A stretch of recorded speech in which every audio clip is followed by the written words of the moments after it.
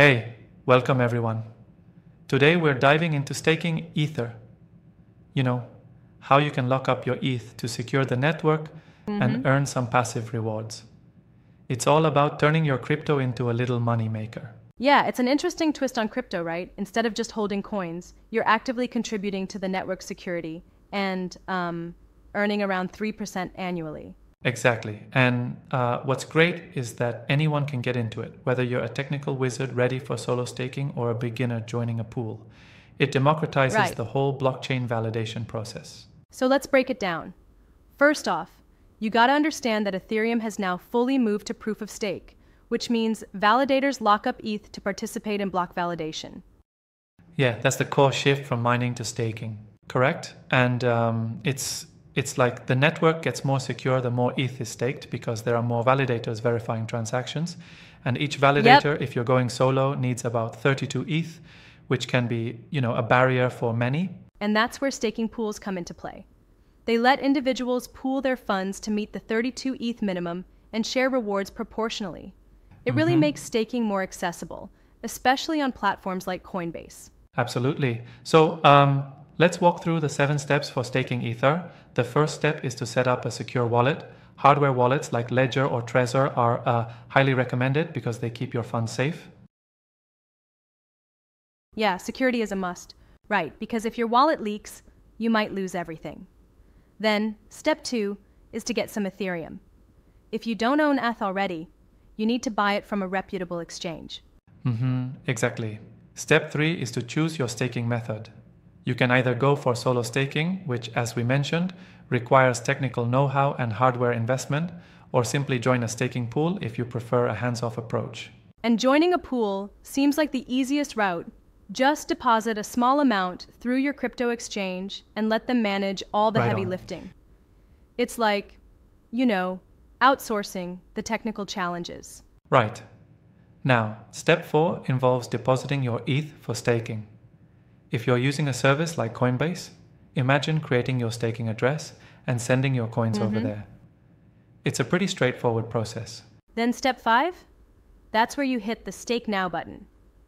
Your platform, say Coinbase, lets you navigate to an Earn tab, enter your deposit amount, and then you're officially staking your Ethereum. Exactly, it's a click and go process. Then step 6 is tracking your rewards, which is super important. You can check out my earnings on platforms to see your yield and see if you're hitting around 3% or in some cases even more if you're using MEV Boost. Now what's this MEV Boost thing about? I know it can bump up your earnings a bit, but isn't that a bit technical for the average user? Yeah, it's like an additional tool to help validators tap into a competitive marketplace for building blocks. It generally bumps returns up to around 5.69%, but it does introduce extra complexity. Right, so if you're not super technical, sticking with basic staking might be more prudent. That makes sense. And then finally, step 7 is about either withdrawing or reinvesting your rewards. Most platforms, like Coinbase, add your staking rewards back to your account automatically, and then you decide whether to take profits or compound them for even more rewards. A nice cycle of earning more by reinvesting. Exactly. It's like a snowball effect. A little bit grows over time, compounding into bigger rewards. And speaking of rewards, let's not forget the benefits of staking, passive income, and a more secure network overall. Absolutely, security and income added together create a win-win. Now, while it sounds all great, there are some risks, right? Like if you're a solo validator, incorrect setup or hardware failure could lead to slashing penalties, where you lose a part of your staked funds. Yes, slashing is a serious downside. Basically, if a validator misbehaves or fails to perform, they can be penalized by having their ETH reduced. And even in a staking pool, factors like network vulnerabilities or platform issues can put your funds at risk. I do wonder though, do you think the potential 3% or 5.69% yield justifies the risks, especially in volatile markets? That's a fair point. I mean, it's not just about the yield. The whole idea is to act as a responsible validator contributing to the network security. Still, if market conditions worsen, those returns might not be as attractive compared to the risk of, illiquidity during lockup periods. Yeah, exactly. Right, because once you stake, your tokens are locked up and you might not be able to liquidate quickly should you need cash in a downturn. Correct. And that's why it's so important to thoroughly research and maybe even start with staking pools before moving on to solo staking. Back to the steps though. Another key point is the hardware requirement if you're thinking about running your own validator. Hardware is a critical component. Yeah, for solo validators, you need top-notch hardware, a fast CPU, at least 16 GB RAM, a reliable SSD, and solid network bandwidth. It's like investing in a mini data center for your personal use. Exactly. And honestly, for many, it's simpler and safer to join a well-run pool instead of managing all that tech. Would you agree? Absolutely, and that's why many newcomers lean towards pools. It allows smaller holders to access staking without needing 32 ETH and avoiding the technical challenges altogether. Makes perfect sense. Also, an interesting tidbit is that Ethereum's transition to proof of stake was a massive overhaul, a shift from energy-intensive mining to a more efficient system. Yes, the September 2022 transition was a game changer. It reduced energy consumption drastically and allowed more people to participate in network security. Right. And it also paved the way for innovations like staking pools and tools like MEV Boost, which, some validators use to optimize their block building strategies. Exactly, that's some cutting-edge stuff. So, looking at all these steps and benefits, staking Ether seems to be a great option for long-term holders who want to see their funds work for them. What do you think? I do, but let me challenge one point here. While passive income sounds appealing, not every investor might be comfortable with the inherent risks, like potential slashing or the temporary illiquidity of funds.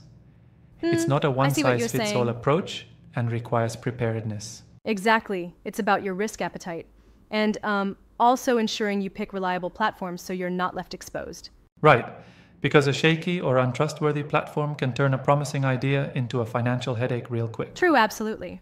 And another thing worth noting is monitoring your validator's performance if you go solo. Constant vigilance ensures that you're getting those rewards without falling foul of network penalties. Being proactive is key. Yeah, it's like tending a garden. You have to regularly check on it or risk it withering. Exactly, it's that constant upkeep requirement if you're managing your own node. For many, automatic reinforcement via pools makes life a lot easier. Right. So, if someone is considering staking Ether today, the advice would be start with a secure wallet, acquire some ETH, choose the staking method that fits your comfort level. Follow the steps and always keep an eye on those risks. Yep, that's the blueprint. Understand the key technical terms like proof of stake, epochs, slashing, and use that knowledge to make a sound decision. Can't stress that enough. All in all, staking Ether is not only about earning rewards, but also being part of a much larger mission to secure and improve the blockchain ecosystem. Absolutely, it really transforms how we interact with crypto. You're not just a passive holder anymore, you're actively contributing to network security and innovation. Exactly. And if you're thinking about it, take your time to research and maybe even test the waters with staking pools. After all, it's a big decision with both great potential upsides and some serious risks. Spot on. Well, that wraps our deep dive into staking Ether. It's amazing how just a few steps can open up a world of passive income and network participation, but always remember, do your homework first. Right you are. It's about balancing the promise of rewards with the responsibility it entails. Thanks for walking through these steps today. It's been really insightful, and I think our listeners now have a clearer picture of how to stake Ether prudently. Exactly. I hope everyone finds the conversation helpful and feels empowered to explore this evolving facet of the Ethereum ecosystem. Thanks for tuning in, everyone.